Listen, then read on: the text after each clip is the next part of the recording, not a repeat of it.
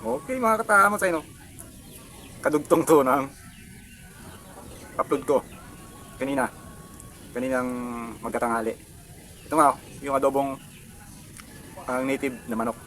Bukot to, bukot. Ibig sabihin ng bukot mga katamos is yung kinulong siya ng matagal, mga ilang buwan, 2, 3 yata. So, nung kumain ako kanina, dissolve na, dumagdag ako ulit. Eh nung ito, medyo nakaupo ko rito sa labas. Pero may kita na, anong oras na ba?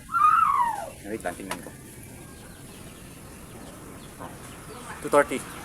2:30 ng hapon. Kita mo yung nandito ganun tayo. Kasi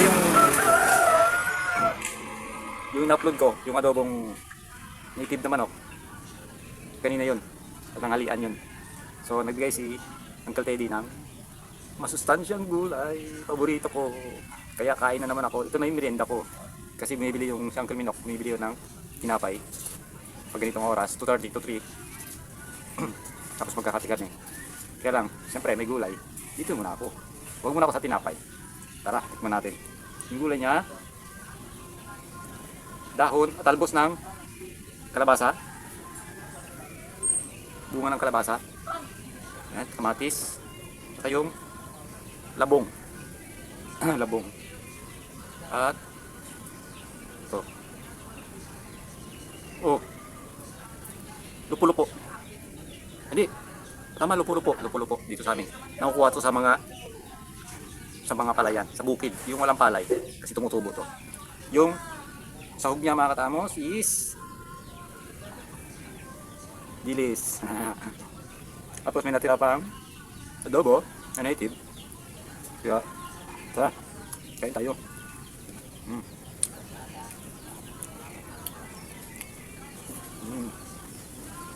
Talagang gusto ko sa probinsya. Dito sa lugar nila, mga uncle ko. Puro gulay. Karamihan gulay. Kasi pag ako nandito ako sa bahay, hindi ako magluto ng gulay. Lalo na pag ako mag-isa lang. Ginagawa ko, bibili na lang ako lutong ulam. O kaya,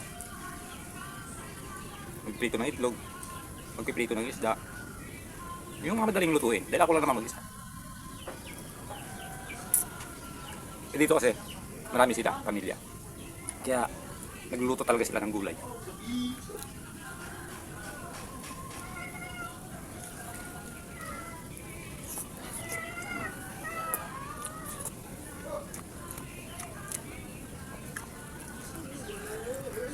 Sarap.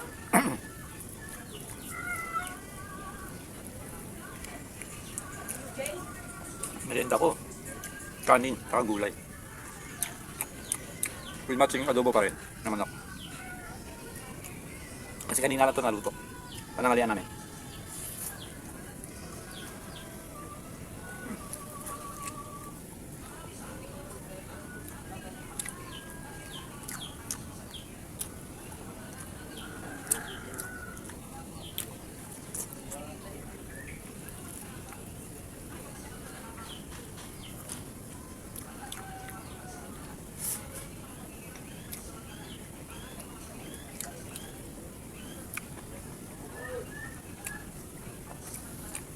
Iba talagang gulay.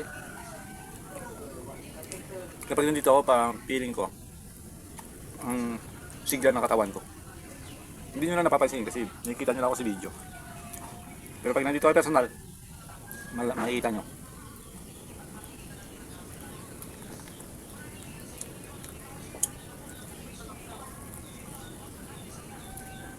Sarap pa rin ang adobo.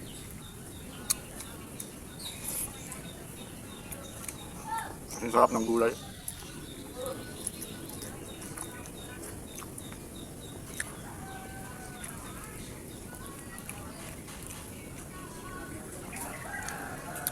Hindi ko talaga pagpapalit yung buhay dito sa probinsya namin, sa buhay sa syudad.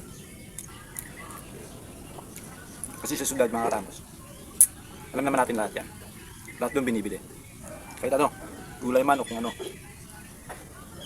binibili. Hindi kaya dito, tanim ka lang sa bakuran mo, meron ka na makuha ang ulam. Lagyan ka lang ng manok. Pag wala kang ulam, pwede kang kumuha ng isa.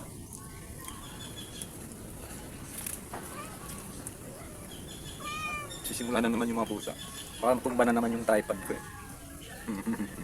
Naka-ready yung sidekick ko eh. Oh,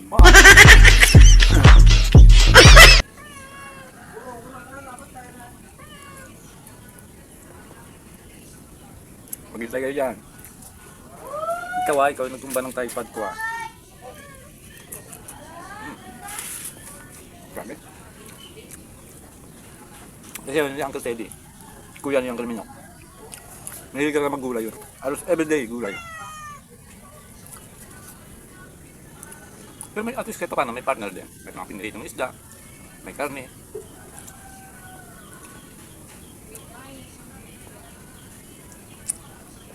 Kita mo ganitong oras na. 30 na. Nagluto pa siya ng gulay. Gusto niya kasi yung palagi siyang may ginagawa. Ganun. Yung mga babuyan din siya dyan. Ex-army yan mga katamos. Hindi ko naman po pinagayabang. Pero sabi ko lang. Mabait. Mabait.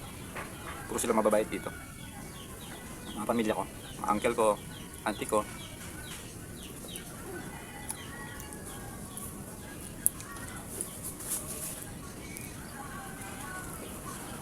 So, pag ikaw nakatira sa Manila,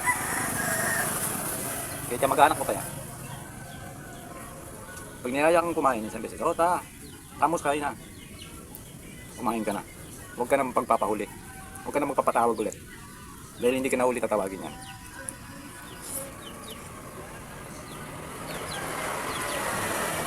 Hindi ka na ulit aalukin. Sa Manila. Sa syudad. Hindi ka dito. Pinatid pa niya yung katay dito. Sa pa mismo nagkatid.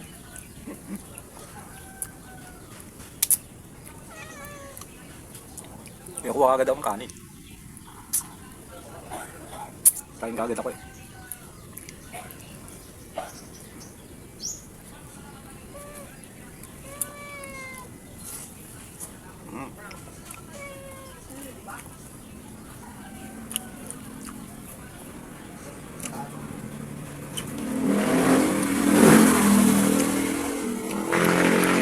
Wish ko lang, sana lahat ng tao may nakakain. Walang tao nagugutom. Kasi nakakawa, lalo yung mga pulubi. At saka lalo yung mga batang pulubi. No?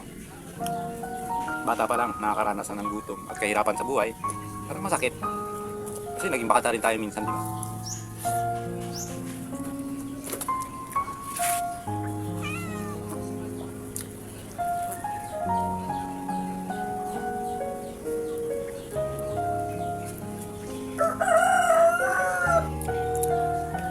Kaya napakaswerte pa rin natin. Hindi tayo nakaranas ng masyadong kahirapan. Kagaya nila. Walang matuluyan, walang mauwian, walang matulugan. Yung iba wala ng pamilya, wala ng mga magulang.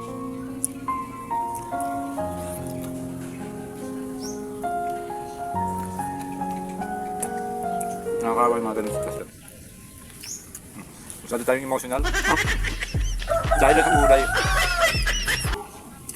Gulay papahaba ng buhay.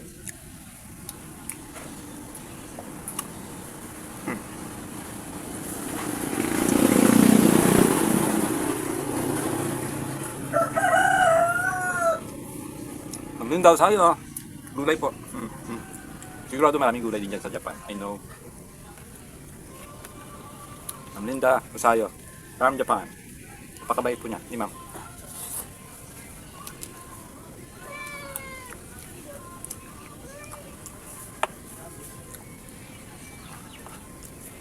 Lagi po siya nagko-comment sa mga upload ko.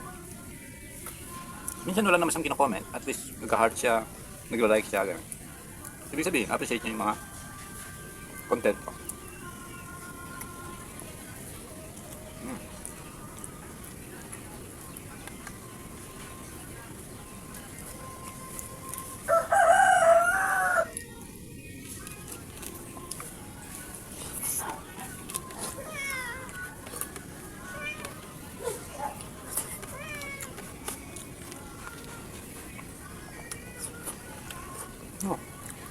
The best. Sarap.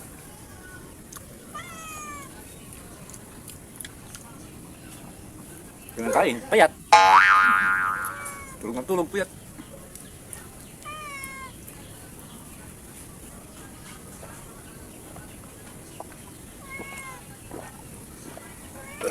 Ay, excuse me po. Ayun po mga tamos oh. Simot na simot. Basta pagdating sa gulay, number 1. Tamos. Favorite ko kasi mga tamos. So maraming salamat mga tamos sa pagsama sa akin. Ito merienda na to eh, kasi panangalian ko kanina. Yung ngayon in-upload ko. In-upload ko na yung ulam ko is adobong bukot na manok. Native na manok.